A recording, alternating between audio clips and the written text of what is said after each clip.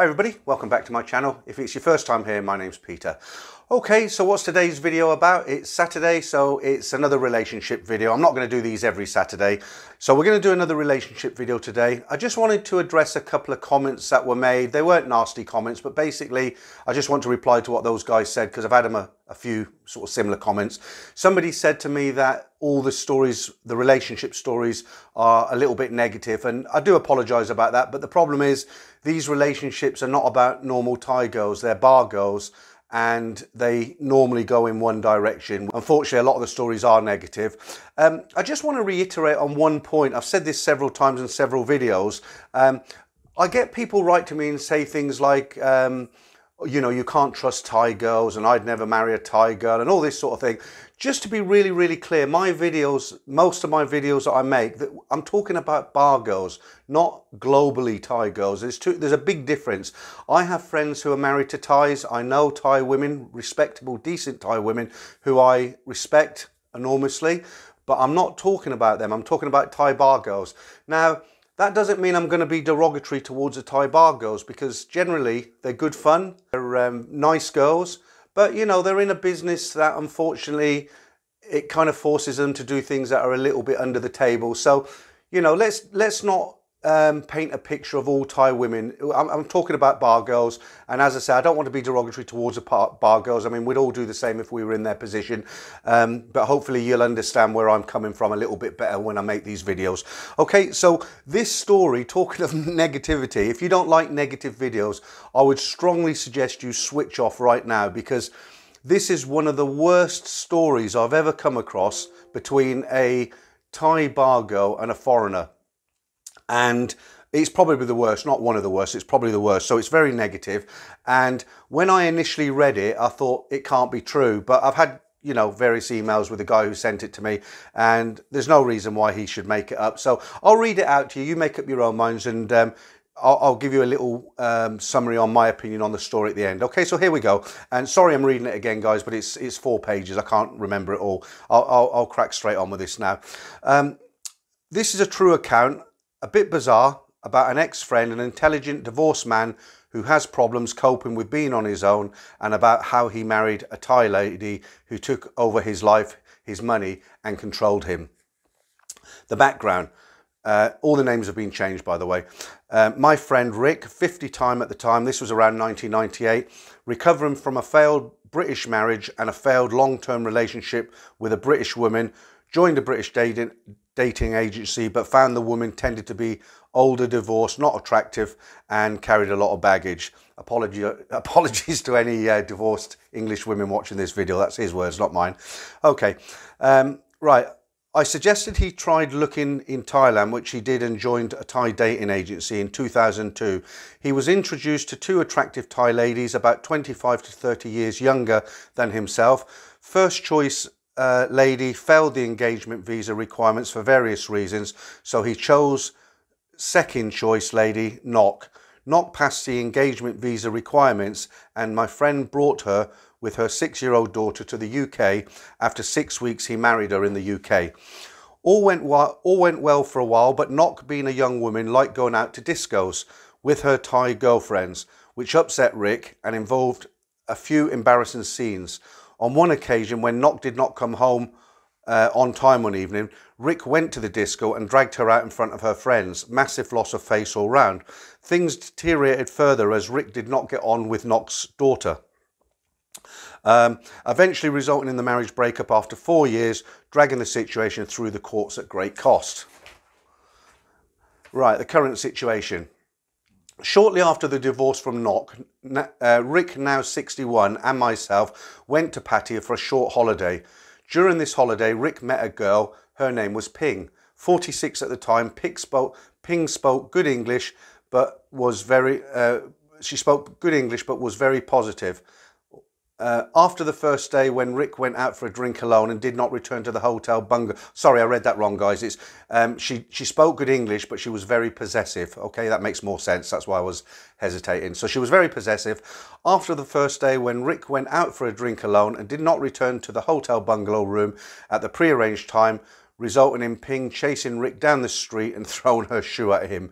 Ping's possessiveness, can't get the word out, continued throughout the holiday. Rick continued the relationship and endeavoured to get Ping to the UK on an engagement visa. Ping had, during this time, had conveniently lost her passport, so had to apply for a new one.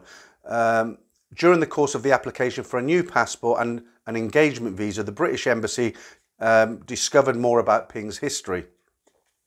She had worked in the sex trade in Singapore on 2 previous occasions. She was deported from Singapore twice for outstaying her visa, spent 1 month in jail in Singapore and spent a further 3 months in jail in Singapore for a second offence.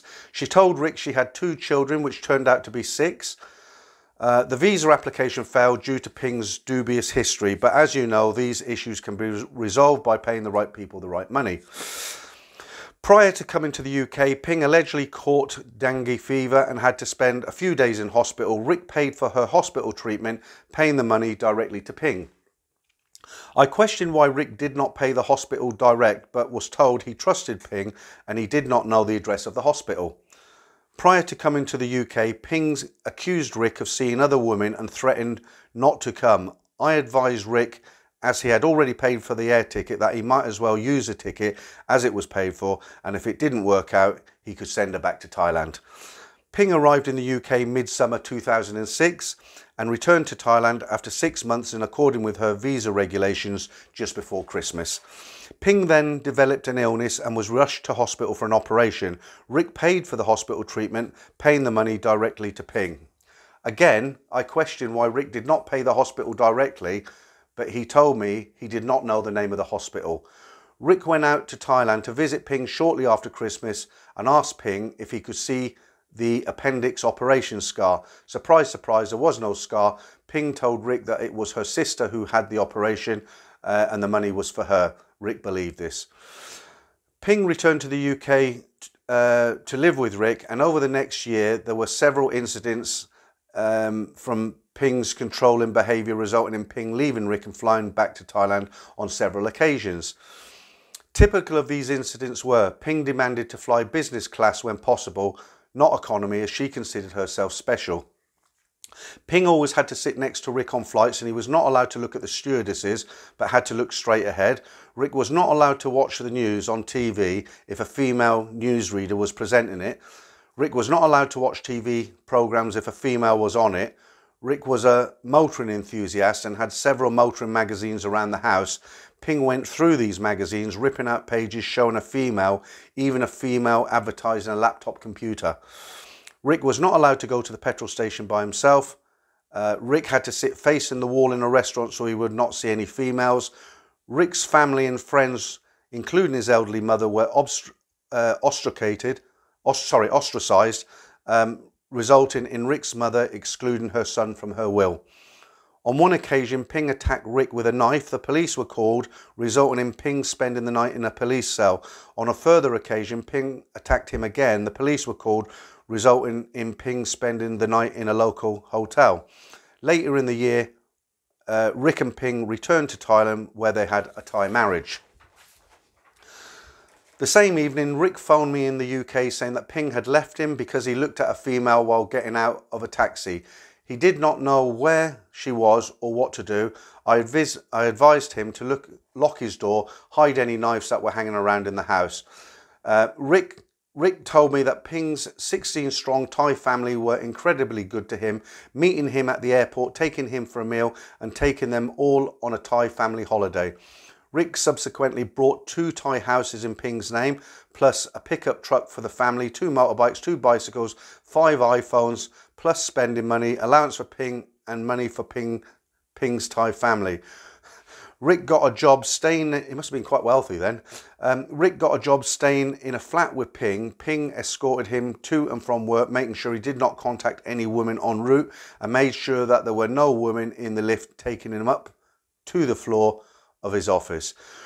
Rick had a cousin who was a psychiatrist nurse. She diagnosed Ping as having a mental disorder, yeah, no shit, and advised Rick to get rid of her. Eventually, Rick's cousin put Ping on a flight back to Thailand and looked after him for the next 4 months. Rick told me he would never have Ping back, but shortly after he went against his word, which ended our friendship. As far as I'm aware, the arguments with Ping continue, and Ping has left him in she's left him numerous times. The story seems bizarre, but it is true. I conclude in consideration of Rick's age, now 76, and that he has a number of health issues, including a quadruple heart bypass operation, type 2 diabetes, high blood pressure, an ED, etc. He's invested a lot of money in Ping, has gone through 2 costly divorces, and he doesn't want to lose his UK house.